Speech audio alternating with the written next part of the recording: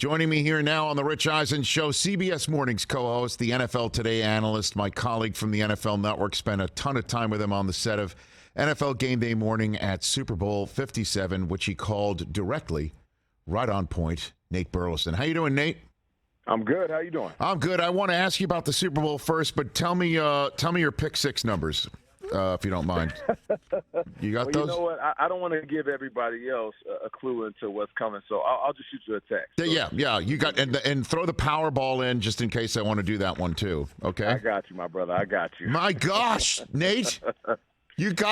And the funny thing is that you gave Patrick Mahomes the MVP, and we were going to do that a segment later in the commercial break. You're like, yeah, I gave you the MVP too early. I'm like, oh, don't worry about it. And it worked. You nailed it all. My goodness. Yeah, I remember you looking at it. He was like, oh, don't worry about it. We'll get to that segment in just a bit. But I felt compelled in that moment. You know, it's funny because people kept asking me, or they keep asking me, you know, how did I come up with this formula? Did I pull it out of my you-know-what, or was it something I actually thought about? And it is something I thought about. I was convinced that there would be some creative play calling. You know, I called for 4+ trick plays. Yeah. Didn't necessarily get that, but I just knew that Andy Reid was going to try to do whatever he can to help alleviate some of the pressure from Patrick Mahomes in that offense. And with the receivers being banged up, that just made sense. Then when it comes to Patrick Mahomes, I'm thinking about offensively, okay? Yeah, right. Unless there's a wide receiver or running back that has an explosion, it's most likely going to go to the quarterback. You know, and I know that there's a couple of defenders that could possibly get that award in that game, but for me, the QB is usually the favorite. Now, when it comes to the score, I don't want to give away all of, the ways that I kind of break down the scores per week, because let's just call it what it is. On a weekly basis, I'm not going to give you that 100% of the time. Right. But it's simple. It's not going to be a low-scoring game. So I'm going to eliminate anything from 7 to 10. And then from 10 to 20, I do believe that these teams are more explosive than that. Now we're talking 20 to 30. That's usually the sweet spot. Everybody's like, oh, 24 to 21, 28 to 24. That was mine. 24 is mine. Yeah. Uh-huh. And then from there, I have to figure out if this is going to be a 50-point game by either one of the squads. No, 40-point game. That's going to be tough to do with these defenses. Now we have to land in the range that I thought it was going to be, 38-35, excluding PATs, field goals, and maybe even some safeties. I had to figure out the exact sweet spot, and that's what I landed on. So it's more to me. It's more to just me saying, "Oh, this is a random score I'm thinking about," and that's why I landed. And I'm sure, Nate, we share this in common, which is not only trying to be accurate and entertaining in your on-air style as well as information dispensing, but maybe most importantly, you want to be right. So at what point in the game did you realize the score was materializing in such a way that you could be exactly right, Nate? At what point of Super Bowl 57 did that dawn upon you on Sunday? What's funny, Rich? The entire time I thought that one of your predictions was going to come true. And that is? You said that this is going to be the first double overtime game. Yes. That's all I could think about. I just kept thinking about it. I was like, Rich is going to be right. Look at this score. They're going back and forth like a tennis match. And boom. Yeah.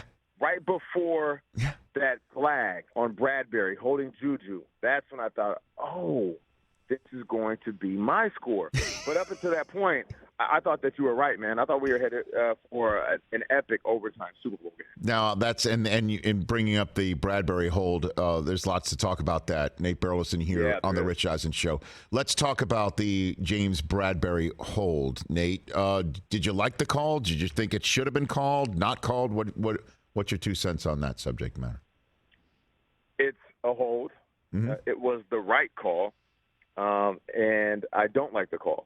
Now, both things can be true. Yeah. You know, I would say you have to call that because in that moment, if I'm a receiver, I'm trying to get open, and there's a clear grab. This wasn't tic-tac.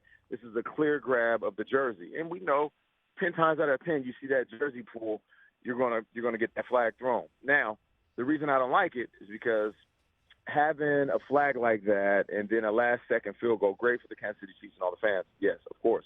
But it's almost like an NBA Finals ending on a free throw. And I think that's why it left people uneasy, because it's like, all right, man, we could have just watched this go into overtime, or at least let that offense really earn it with a touchdown. With all that said, Bradberry came out, said it was a hold. He thought he can get away with it. Other Eagles players basically said it's not his fault. We shouldn't have put him in that position. You're never going to look at one play. And that's me all day long. So, one, if this ever gets to Bradberry, if he's listening, bro, you're good. You explained it one time. You said it was a hold. Let it go, man. You had a good year. Don't worry about it.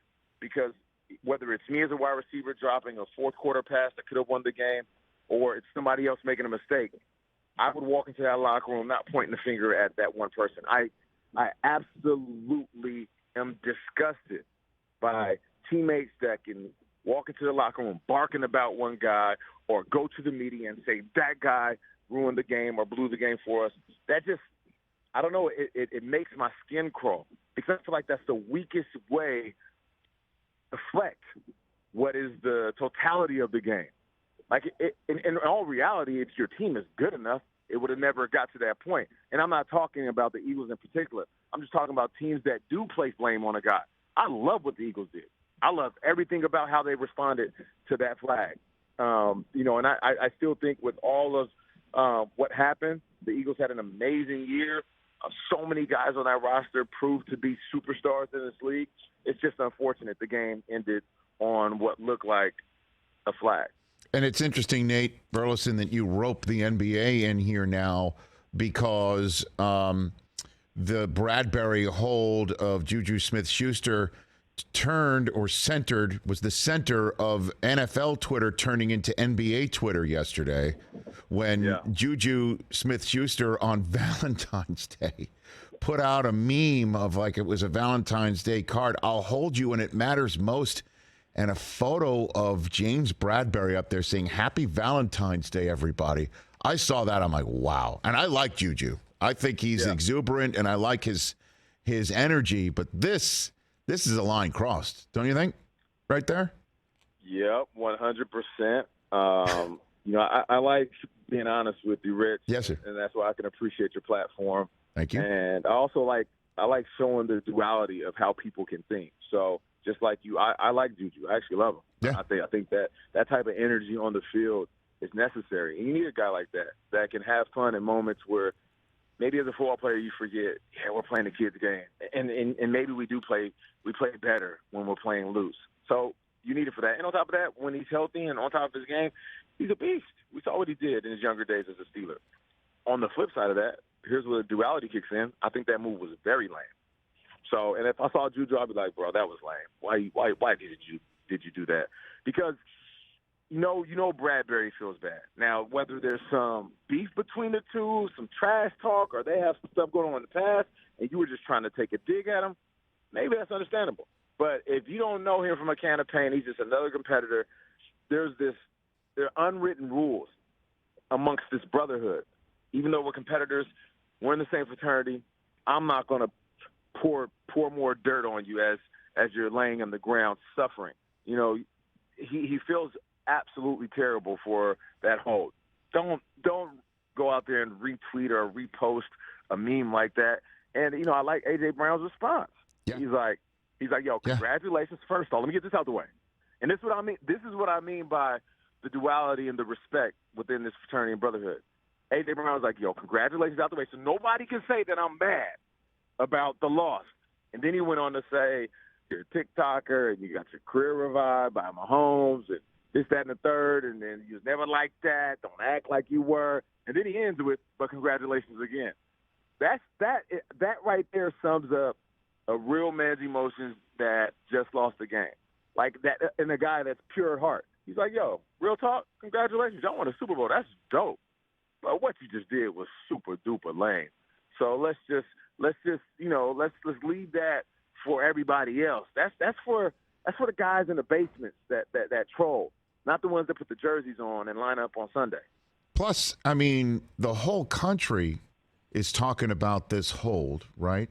And many people think the call was the penalty call was lame or should not have been called. I had the same approach as you, Nate, which is like, yeah, did he tug his jersey? Yes, it's a hold. Bradberry even admitted it's a hold, but do you call it in that situation? I mean, this is the conversation. Not like you and part of the reason why he held is JuJu did make a nice move on him, make a good move on him, but read the room. Read the room before you hit send on that one. That's it. You got to read the room, and let's just call it what it is, Rich. Like there's been times throughout JuJu's career where he didn't necessarily read the room or read the locker room. So, it was an immature move, and I just hope that he learns from it. And he's like, you know what, maybe that was a bit much. He should have just, what made people kind of like uneasy about it. It was like, bro, you should be celebrating. You should be above all of this right now. Like. You're on cloud nine. You shouldn't even know what's happening on the ground level right now. We shouldn't even see you, bro. Your feet should be leaving the earth for the next week or so. Come back to earth with us and get on Twitter and be like, oh, that was funny. Do that a week later, but not like within hours of winning the biggest game of your life. Too soon. It might be too soon, like forevermore for a lot of people, And then Tyreek Hill seemed to chime in like from the seats, just stirring it up, talking about, because, he, as you know, I'm sure Deebo Samuel went on Brandon Marshall's podcast called Bradberry trash, and he's intimating that, that Deebo called Bradberry trash. Now they're throwing a flag on it. He said that Super Sunday night. Then yesterday he was kind of chiming in about the back and forth with JuJu and A.J. Brown. And then Mahomes chimed in on Twitter. I don't know if you saw this. He said, that man must just be bored. And everyone's kind of wondering, Mahomes, who is he referring to as he's probably either leaving Disney World, Disneyland, Kimmel, or getting ready for the parade today? What do you think? Who's he referring to, do you think? Rich, I'm going to keep it real with you. Yes, sir. And let's be clear. I have never won a Super Bowl. Didn't even get to one. Got close a couple of times, had some good teams that made the playoffs. But, if I win a Super Bowl, I'm not on Twitter unless it's an obligation or I want to show somebody some love. I might tweet to the fans, my teammates, coaches, my family, but I'm not getting involved in the riffraff. I'm not walking back to the cheap seats. I'm not sitting here trying to lower myself, lower my vibration while enjoying the best moment of my life. But I don't know. I don't know who Mahomes was talking to. At first I thought maybe he was listening to one of the pundits. And I had to check myself. I'm like, wait, did I say anything about Mahomes? I don't want him or Mama Mahomes mad at me. I saw her on the red carpet of NFL Honors, and she was like, Nate, how you doing? I said, let me apologize. I called him Pat a few times early on in his career. We didn't know he was going to be this nice. So it's Patrick. She said, yeah, damn right it's Patrick, okay? Don't make me come after you. Now, come on, let's get a picture. And I was like, all right, let's get a picture. So I don't want anybody in the Mahomes family mad at me, especially his pops. I don't want them to catch him on camera talking about he's spoken to Nate Burleson, Pat. I don't want that. The whole Mahomes family, they be wild. And then his brother Jackson gonna be making TikToks of me. I can't handle that, Rich. I'm too old. I can't handle that type of, they gonna jump me, bro. Nate Burleson, a few more minutes left with Nate here on the Rich Eisen Show. Okay, I've been fortunate in my 20 years with NFL Network. At the outset, I was the guy that the NFL Network says, you sit down with the halftime act of the Super Bowl. I interviewed Jagger and Keith Richards. I interviewed Bruce Springsteen, Coldplay, just to name a few. You sat down with Rihanna. What was it like when she walked in the room to sit down with you? Incredible. I like to joke and say it was kind of like when Charlie Murphy was describing Prince. She kind of just glided into the room, and as she sat down, she had this glow about her. Maybe now I can look back and say it was a pregnancy glow, but yes. I just thought she had this gorgeous glow. She's as gorgeous on the inside as she is outside, and there's this energy that she possesses, and it's communicated in her music and her fashion and her business sense. She just has it, a complete comfort, all the while displaying this humility. I remember talking to her, I'm like, yo, Rihanna, you almost broke the internet when it was announced you were the halftime act. She was like, yeah, I know. I just wasn't sure if I wanted to be outside, I know people wanted me outside. I'm like, we wanted you out. We been wanted you outside. And I just thought it was beautiful. It was beautiful to see. The conversation was as beautiful as she is. So I was thankful to kind of kick it with her in that moment. And of course, you know, all my boys is hitting me up, girls is hitting me up, people I work with. There's women I work with like, what does she smell like? I'm like, if I got that answer, I think I would have got tackled by security. They would have Bobby Boucher'd me if I knew what she smelled like. I mean, I got too close. But you know, I just tell everybody she is incredible, and so was her performance.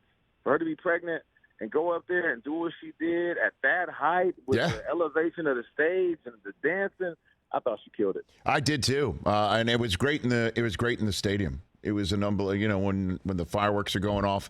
You know, the same thing was for Katy Perry. The fireworks went off above that stadium when she did the halftime of the previous Super Bowl there between the Patriots and the Seahawks. Just really, it was amazing. It was amazing. It really was. And it was great to work with you, and, you know, great job getting Damian Lillard on our set. And I just turn around and there you are chopping up. I'm like, oh my God, that's Damian Lillard. I had to tell Mooch, you know, he's like, what team does he play for? I had to tell Mooch, like, it's the Blazers, the Trailblazers. That was great when he popped up there. And he said, you know, he was nice and chill about the whole Super Bowl chat. But when I turn to him and I'm like, you know, all right, you know, a couple minutes I have left with you, who do you want to be the quarterback of the Raiders? And he perked up, right? He's just like, he's like, thank you for the opportunity. Yes, I will talk about it here. He didn't stutter. He said Aaron Rodgers. Yeah, with him being a Bay Area guy and now the Raiders being in Vegas, he still follows them. And he's like, yo, I want Aaron Rodgers. And he was confident. Like, that was the most excited he got. And I love that you tweeted, you know, what he said. He basically said, I think he did say that he said Mahomes is the Steph Curry of football. But the way that he praised Mahomes was how excited he got about Rodgers. So he obviously thinks that Rodgers can bring that MVP Rodgers to the Raiders. Well, Nate, thanks for the time. Congrats on getting everything right. Your full conversation with Rihanna can be heard and checked out and seen on your new podcast, The Process with Nate Burleson, correct? That's where that is? Yep, that's right, man. Okay. Appreciate it, brother. Absolutely. And I told you, if you ever need somebody to fill in as a guest or anything like that on The Process. I'm hitting you up. You know, I'm hitting you up, and I might come to L.A. to do it. Please do that. Let me know. And just the only thing is, you cannot, in the same way as your first guest, you cannot answer the question when people text you, what does Rich Eisen smell like? You keep that between us, okay? Too late. I already made my mind up. I'm sniffing the side of your neck, man. So you better musk up. I look forward to that. Nate, you're the best, man. Thanks for the call. You be well. Man. Talk to you soon. Nate Burleson. Check out The Process with Nate, along with CBS Mornings, the NFL Today, and so much more right here on The Rich Eisen Show. Catch The Rich Eisen Show every single day on the Roku channel, 12 to 3 Eastern, for free.